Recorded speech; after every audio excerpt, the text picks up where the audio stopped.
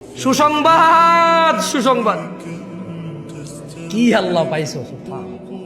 আমি মাঝে মধ্যে চিন্তা করি, আল্লাহ এত দয়ালু না হলে, আল্লাহ এত দয়ালু না হলে আমরা পৃথিবীতেই শেষ হয়ে যেতাম।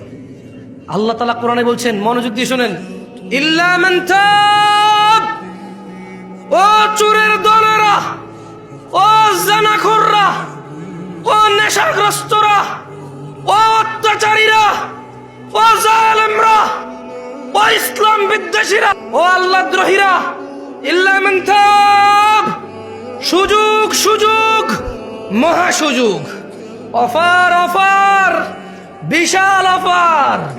ওহো, কি ঘোষণা আল্লাহ!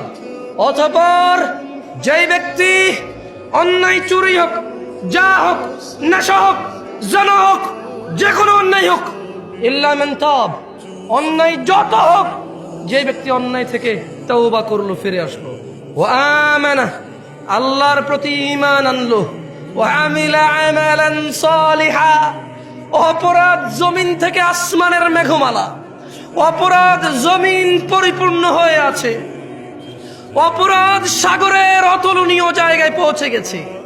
আল্লাহ বলছে, খালি ফিরে আয় রে, তোর অপরাধ কতটুকু অপরাধ, তো ফিরে আয়, মাপ চা, ঈমান আন, ভালো কাজ কর।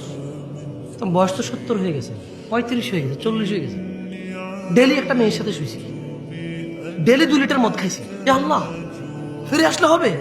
আল্লাহ বলছে, আরে শোন, যদি তুই ফিরে আসস, ঈমান আনস, ভালো কাজ করস, এগুলো তোর গুনাহ পৃথিবী সমান, ফাউলাইকা ইউবাদদিল, আল্লাহ তোর গুনাহ এগুলাকে মাপ তো করবে, এই সব গুনাহকে ইউবাদদিলুল্লাহ সাইয়্যাতিহিম হাসানাত, তোর সব গুনাহকে, তোর নেকি নেই, তুই বয়স কম, মরে যাবে কিছুদিন পরে, বা তুই জানিস না 20 বছর বয়সে মরতে পারিস, তোর তো আমল নাই, তো তোর সব গুনাহকে আমি আল্লাহ নেকিতে পরিবর্তন করে তোর নেকির পাল্লা দিয়ে দেবো।